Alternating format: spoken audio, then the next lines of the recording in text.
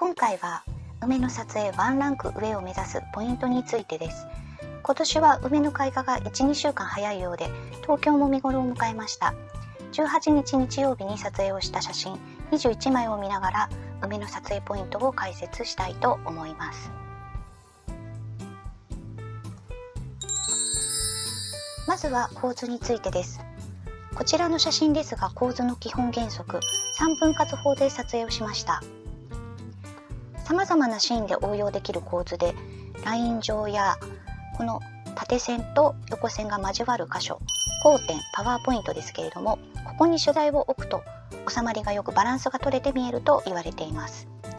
こちらの写真は下から見上げて梅のしべが綺麗だなと思って横から写しています。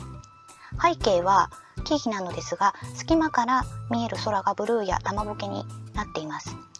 この背景が綺麗ではないので、F 値がもっと小さなレンズやフルサイズ機で撮影するか、あとは編集でぼかしたり整えると良いかと思います。次はこちら黄金分割5グリッドです。黄金分割は古代ギリシャに遡る比率で、 DNA 分子から花びら、銀河系と自然界に見出され、美的快感をもたらすとも言われています。3分割法の1対2に対して黄金分割は1に対して 1.61803 です。つまり縦横それぞれ両サイドが1、真ん中が 0.61803 なので、線が3分割法よりも若干内側に入っています。この写真は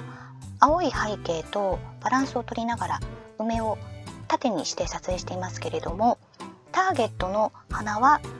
縦横のラインが交わるパワーポイントに来ています。次は対角線構図です。枝を斜めに配置して撮影をしています。斜めに配置することで奥行きや動きが出るので、躍動感やリズム感などが生まれます。こちらの写真は見上げて雲を背景に対角線プラス黄金分割で撮影をしています。白い背景に白いお花だとお花が目立たなくなってしまうのですが、あえてモノクロの世界で階調だけを調整して水墨画のようにも表現できるとも言えます。次は背景についてです。こちらの写真は背景が暗いですけれども、先ほどの白い時はお花が目立ちませんでしたが、背景が暗いと簡単に白いお花が分かりやすくなります。次にこちらは背景が白の場合、雲が多い曇りの時は簡単に背景を白にすることができます。色がついたお花であればこのように目立って白いキャンバスに描いたような表現が可能です。白背景に白いお花だと単調になってしまうので、色を加えるためにこちらは見上げて青空と雲を背景にしています。背景一色の黒、白、青の3パターンを見てみましたが、次は背景がカラフルになるように撮影をしてみました。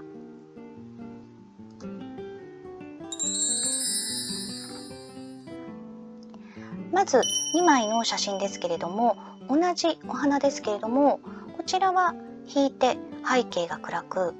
こちらは寄って背景が明るくなっています。引きだと後ろのピンク色のお花が目立ってしまってますけれども、よりは少し左に回り込んで、こちらの隙間から見えている青空も含めて撮影をしています。同じお花でも少し移動するだけでこれだけ後ろの背景の見え方が変わります。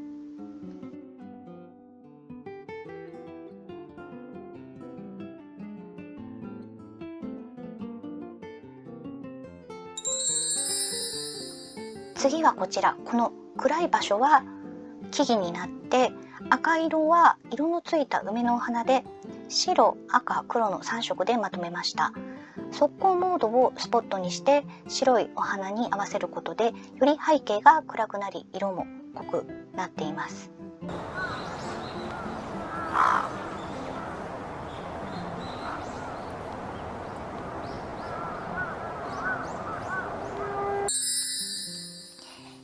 次は背景を玉ボケ、丸ボケにしています。同じ場所での撮影ですが、玉ボケを比べてみると、左のこちらは色がついています。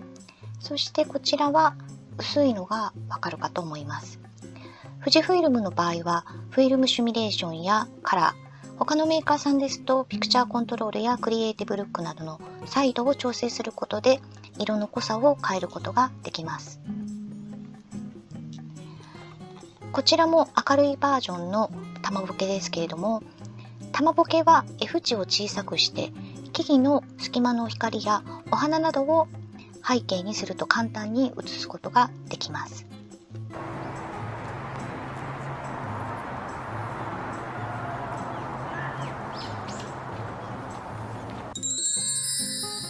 今度は前側のボケ、前ボケです。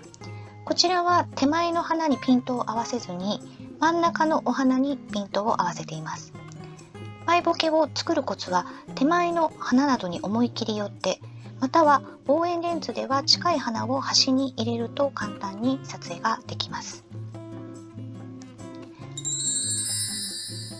こちらはピンクの花越しに撮影をすることで、前側にふんわり色のついたボケができています。前ボケを入れるとふんわりと優しく儚げで幻想的な雰囲気に仕上がります。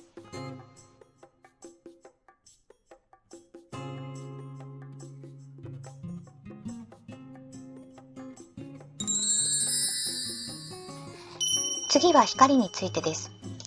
こちらは反逆光で撮影していますが、逆光で撮影をするとふんわりとした表現が可能です。順光で撮影すると輪郭や色がくっきりと映りますが、陰影ができにくいので全体的に明るくなる分、のっぺりと平面的に映り、反対にサイド光は陰影ができるので立体的に映ります。そして逆光は被写体が暗くなりますが、露出を調整して明るさを確保すればふんわり優しい雰囲気になります。こちらも同じく反逆光で撮影していますが、先ほどと明るさが変わり全く違った印象に仕上がりました。背景の違いとピントを合わせている位置が違います。先ほどのこちらはこの影になっているお花にピントを合わせているので、ここを明るくする分、明るい背景はさらに明るくなっています。このお花の場合は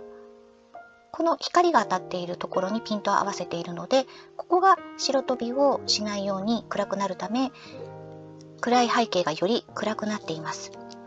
このようにピントを合わせる位置ともう1点、速攻モードのどれを使うかによっても変わってきます。速攻モードは画面内のどの部分の明るさをそのように測定するかを設定するのですが、基本評価、中央重点、スポットの3つあり、機種によっては平均やハイライト重点などもあります。スポット速攻を選ぶと、ピントを合わせた部分 1,2% を適正の明るさにするために、明暗の差が大きな環境では明るい箇所にピントを合わせると、より暗い箇所は暗くなり、暗い箇所にピントを合わせるとより明るい箇所は明るくなります。光の向き、背景の明るさやピントを合わせる箇所の明るさ次第で、同じ被写体が全く変わった印象になりますので、ぜひお試しください。次はピントの合わせ方です。どれが主題か自分の意図を伝えられる一つがピントになりますが、ピントを合わせることは先ほどの速攻による表現にも影響があります。この2つの写真、同じアングルでスポット速攻で撮影していますが、明るさが違います。ピントを合わせた位置が違うからです。ピントを合わせるエリアを調整してピントを合わせるということは、見せたい主題をフォーカスすることと、全体の明るさが変わることを意識して露出補正や速攻モードおよび AEL などをコントロールしてみることをお勧めします。撮影モードについてですが、お花の場合は明るい時間帯であれば絞り優先で OK です。ただし曇りの夕方など少し薄暗かったり、風でお花が揺らぐ場合はシャッタースピードが遅くなり手ブレや被写体ブレする可能性があるので、マニュアルで撮影することをお勧めします。この写真の場合は主役が目白なので、第一に目白がぶれないようにシャッタースピードとボケ感をコントロールできるマニュアルで撮影をしています。これから桜などでも目白とお花で撮影できると思うので、ぜひチャレンジをしてみてください。最後にまとめになります。まずどんなシーンでも同じなんですけれども、表現したいイメージを描くのが大切です。お花の場合でしたら、ふんわりとパステル調だったり、妖艶な雰囲気だったり、まずどのように撮りたいのかイメージをして、それに合わせてセッティングをしていきます。画角だったり、光だったり、背景だったり、角度、そして具体的なセッティングとしてはこちらになってきます。以上となりますが、これから桜も咲いてきますので、基本同じようなセットで大丈夫だと思いますので、ぜひこちらを参考になれれば嬉しいです。最後までご視聴ありがとうございました。